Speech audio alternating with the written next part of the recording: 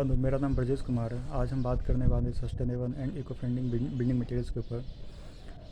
Quantity surveyor को eco friendly building materials को उपयोग करने के लिए 6 पॉइंट्स पर ध्यान रखना होता है। पहला हो गया कॉस्ट आइडेंटिफिकेशन, दूसरा एनालाइज, तीसरा हो गया इंटीग्रेशन, चौथा कॉस्ट एस्टिमेशन, पांचवा कॉस्ट कंट्रोल, छठा डॉक्यूमेंटेशन एंड वेरिफिकेशन। पहला स्टेप्स आइडेंटिफिकेशन में क्वांटिटी सर्वे को यह ध्यान रखना होता है, यह अपने दिमाग में रखना होता है कि हम किस मटेरियल को उपयोग में लेकर आएँ जो हमारे इन्वायरमेंट के लिए भी अच्छा हो, और हमारा कंस्ट्रक्शन, हमारा एज ए बिल्डिंग मटेरियल, उसके क्वालिटी, बिल्डिंग मटेरियल के जो क्वालिटीज़ होते हैं वो सभी उसके अंदर होने चाहिए। जैसे जैसे यदि हम पोज़ोना का उदाहरण देते हैं, पोज़ोना हमारे इन्वायरमेंट एक वेस्ट प्रोडक्ट के रूप में होता है, और यदि उसे अपनी कंस्ट्रक्शन मटेरियल के रूप में उपयोग में लेकर आते हैं, जब उसे सीमेंट में मिक्स करते हैं तो उससे हमारा ओवरऑल कॉस्ट भी कम पड़ता है, क्योंकि एक इन्वायरमेंट वो वेस्ट प्रोडक्ट के रूप में है। दूसरा कि उससे हमारा कुछ बिल्डिंग मटेरियल का जो क्वालिटीज़ होता है वो भी इम्प्रूव हो जाता है। जैसे जिसे उसमें मिक्स करने से पोज़ोनिक एक्शन होता है, जिससे C3A कंटेंट कम हो जाता है। C3A कंटेंट कम होने से वो सल्फ़र रेजिस्टेंट हो जाता है, जो सल्फ़र का अटैक होता है वो कम हो जाता है। वॉल्यूमेट्रिकली साउंड हो जाता है। सीमेंट की प्रोबेबिलिटी कम, कंक्रीट, उससे बनने वाली कंक्रीट की प्रोबेबिलिटी कम रहती है। मगर उसके थोड़ा सा एक नकारात्मक इफेक्ट ये होता है कि वो उसके क्षारीयता को कम कर देता है सीमेंट के, जिससे फर्दर कोरोजन का चांस बढ़ जाता है। मगर प्रोबेबिलिटी कम होने के कारण वाटर का इंटर कम हो जाता है, जिससे ओवरऑल उसकी कोरोजन रेजिस्टेंस भी वो बन जाता है। मतलब कि पोज़ोना के उपयोग से उसके नेगेटिव इफेक्ट ज़्यादा, उसके पॉजिटिव इफेक्ट ज़्यादा है। उसलिए यदि हम पोज़ोना का उपयोग करते हैं तो हमारा तो कॉस्ट तो कम होता ही है, और हमें डिज़ायरेबल बिल्डिंग का जो कैरेक्टरिस्टिक्स होता है वो भी हमें प्राप्त हो जाती है। दूसरा उदाहरण दे सकते हैं फ्लाई ऐश ब्रिक का। फ्लाई ऐश ऐसे इन्वायरमेंट बेस्ट प्रोडक्ट है, इसलिए हमें इकोनॉमिकल भी पड़ता है, और हमें कुछ अच्छे बिल्डिंग कैरेक्टरिस्टिक्स भी प्राप्त हो जाती है, जैसे ड्यूरेबल, स्ट्रेंथ।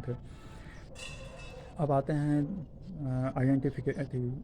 इंटीग्रेशन के ऊपर, एनालाइज के ऊपर। एनालाइज के अंदर हमें उन सभी पॉइंट्स को अपने ध्यान में रखना होता है कि हम जो बिल्डिंग मटेरियल उपयोग लेकर आ रहे हैं, उसके उपयोग से हमें ये तो नहीं हो रहा है कि हमें पहले की अपेक्षा ज़्यादा कॉस्ट पे करना पड़ रहा है, और ये तो नहीं हो रहा है कि हम तो उपयोग लेकर आ रहे हैं मगर वो हमें जो हमें रिक्वायर है बिल्डिंग करेक्टरिस्टिक्स की, जैसे स्ट्रेंथ और ड्यूरेबिलिटी, उसमें कंप्रोमाइज़ हो रहा है।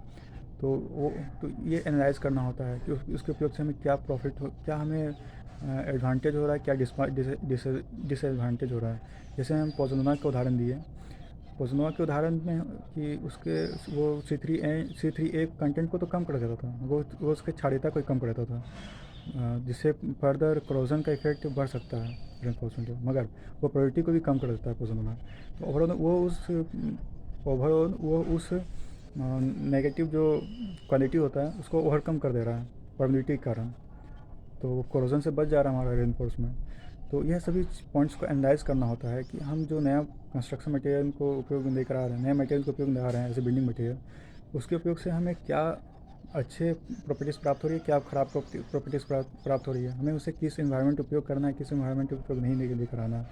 ये सभी स्टेप्स इस एनालाइज के अंतर्गत आते हैं। तीसरा हो गया इंटीग्रेशन के अंतर्गत हम जो नया मटेरियल को ढूंढे हैं, उसे अपने कैसे व्यवहार में लेकर आएँ, क्योंकि ये नया मटेरियल है, ये शुरुआत में तो दिक्कत करेगा, तो उसे हम कैसे अपने व्यवहार में लेकर आएँ, कैसे हम उस मटेरियल से यूज़ टू हो जाएँ, कैसे उसके लिए एक पूरा प्रॉपर सेटअप तैयार करें कि वो हमें लगातार मिल सके नहीं का मतलब होता है कि मान लीजिए उसका कहीं प्रोसेसिंग बहुत ज़्यादा टफ हो जा रहा है, वो एक यदि नया मटेरियल है तो उसके बारे में उसे प्रोसेसिंग के लिए कोई प्लांट भी है नहीं, तो मतलब कि वो सभी स्टेप्स को इसमें लिया जाता है, जिसके अंतर्गत हम उसे आराम से अपने कंस्ट्रक्शन मटेरियल के रूप में उपयोग में लेकर आ सकें, उसके प्रोसेसिंग से लेकर उसे फाइनलिंग अपने कंस्ट्रक्शन मटेरियल के रूप में उपयोग में लेकर आने तक। ये इंटीग्रेशन के अंतर्गत आते हैं। चौथा हो गया कॉस्ट कंट्रोल। कॉस्ट कंट्रोल के अंतर्गत कॉस्ट एस्टिमेशन के अंतर्गत हमें ये एस्टिमेट करना होता है कि उसके जब उसे हम अपने एक से रो फॉर्म में उठा रहे हैं और फाइनली जो उसे बिल्डिंग मटेरियल के रूप में उपयोग में लेकर आ रहे हैं, उस बीच में से क्या कॉस्ट पड़ रहा है, transportation cost, processing cost, manufacturing cost, वे सभी कॉस्ट को उसमें एस्टिमेट करना होता है।